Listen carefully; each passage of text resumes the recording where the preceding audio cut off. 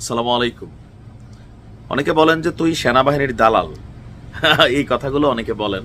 Comment দেখি আর ভাবি যে আমাদের মধ্যে রাজনৈতিক বিভাজন থাকতে পারে, বিভেদ থাকতে পারে, কিন্তু সেনাবাহিনী নিয়ে কখনো কোনো ইস্যু আমার কাছে মনে হয় না যে আমরা অন্তত আমাদের জায়গা থেকে এমন কিছু দেশের জন্য কইরা ফেলি নাই যেটা নিয়ে সেনাবাহিনী নিয়ে বিতর্ক তৈরি করার চান্স আমার আছে।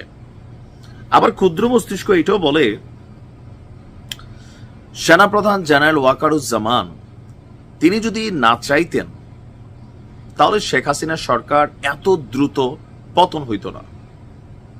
আবার শেখ হাসিনার পতনের পর 6, 7, 8 সম্ভবত 3 দিন নাকি 5, 6, 7 খেয়াল নাই, এই 3 দিন বাংলাদেশে কার্যকর কোনো সরকার ছিল না। ওই সময় যদি জেনারেল ওয়াকারুজ্জামান রাষ্ট্রের দায়িত্ব গ্রহণ করে ফেলতেন, সেনাবাহিনীর সরকার বসতো, আমার মনে হয় যে এই দেশে এমন কোনো রাজনৈতিক দল বা গোষ্ঠী ব্যক্তি এটাকে অপছন্দ করত, রাজনীতিভাবে সবাই মাইনা নিত, তাই না? কারণ সবার একটা কমন ইস্যু ছিল শেখ হাসিনার বিদায় বা বিপরীতে প্রয়োজনে হিরো আলমরে বসাই দাও তো আমরা রাজি। ওই মুহূর্তের ভাইবটা এরকম ছিল। সময় পরিবর্তন হয়েছে, সেনাবাহিনী মাঠে আছে, এর মাঝখানে বেশ কয়েকবার ওনাকে নিয়ে যখন বিতর্ক হচ্ছে তিনি জ্বালাময়ী বক্তব্য দিয়েছেন যে সেনাবাহিনীর ক্ষমতা গ্রহণের কোনো ইচ্ছা নাই, যত দ্রুত সম্ভব তিনি রাষ্ট্রকে একটা স্থিতিশীল অবস্থায় দেখে তার সেনাবাহিনীকে ব্যারাকে ফিরিয়ে নিতে চান এবং তিনিও নিজে অবসরে যেতে চান। তো এর মাঝখানে নানান আলোচনা সমালোচনা চলছে চলছে চলছে।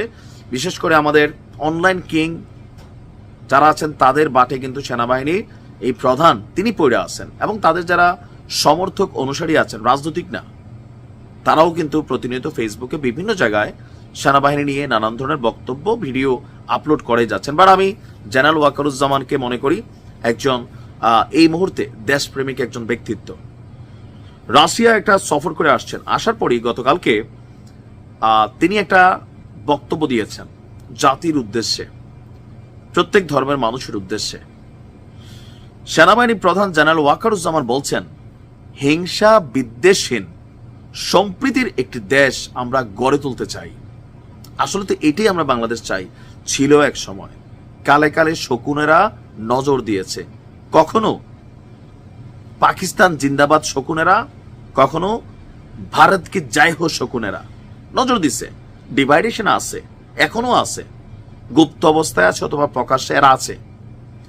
তো আমাদের সেনাপ্রধান বলছেন এদেশ সবার, হিন্দু বৌদ্ধ খ্রিস্টান মুসলিম সবারই দেশ। এই সম্প্রীতি বজায় রেখে আমাদেরকে বসবাস করতে হবে, আমরা বাস করতে চাই। তো গতকালকে ডক্টর ইউনূস এবং সেনাপ্রধান সহ অনেকেই একটা প্রোগ্রামে গিয়েছিলেন, সেটা হচ্ছে ঢাকার মেরুল বাড্ডায় আন্তর্জাতিক বৌদ্ধবিহারে সম্প্রীতি ভবনের ভিত্তিপ্রস্তর স্থাপন করা হয়। সেখানে তিনি অন্যান্যরা বক্তব্য দিয়েছেন। তো ওনার বক্তব্যটা ছিল পার্বত্য চট্টগ্রামের শান্তি বজায় রাখতে সেনাবাহিনী প্রস্তুত, এজন্য যা কিছু প্রয়োজন তা করতে তারা অঙ্গীকারবদ্ধ। দেশের সব সম্প্রদায়ের মধ্যে সম্প্রীতি রক্ষায় যা কিছু করতে হয় সেটা করতে প্রস্তুত থাকবে বাংলাদেশ সেনাবাহিনী। আমরা সবাই মিলে এই দেশ এবং জাতিকে একটি শান্তির জায়গায় নিয়ে যেতে চাই। গৌতম বুদ্ধের বাণী এই সময় গুরুত্বপূর্ণ যে শান্তির দেশ চাই, শৃঙ্খলার দেশ চাই, আমরা হানাহানি বিদ্বেষ চাই না। বিভিন্ন মত থাকতে পারে, কিন্তু দিন শেষে আমরা যেন সবাইকে শ্রদ্ধা করি, একে অপরের বক্তব্য মতামতকে শ্রদ্ধা করি, আমাদের নিজস্ব মতামত থাকবে সে অনুযায়ী কাজ করব। সুন্দর কথা, নতুন বলছেন এমন কিছু না, সবসময় অনেকে বলেন, বাট নতুন করে শুনতে ভালো লাগছে ওনার কাছে। আমরাও চাই রাজনীতির দ্বিমত থাকবে, মতের বাহিরে গেলে মব জাস্টিস করব, আইন ক্ষমতা প্রশাসন সবকিছু ব্যবহার করে গুন্ডা পান্ডা যে জন্য পারি সাইজ করব, এই সেন্সে আমরা আছি। এটা হচ্ছে বাস্তবতা। মুখে মুখে অনেক কিছু চাই না, আমার বিরুদ্ধে গেলে ক্ষমতা থাকলে আমি এটাই প্রয়োগ করি, এটা আমরা সেখান থেকে বের হয়ে আসতে হবে। ভালো থাকুন। আসসালামু আলাইকুম।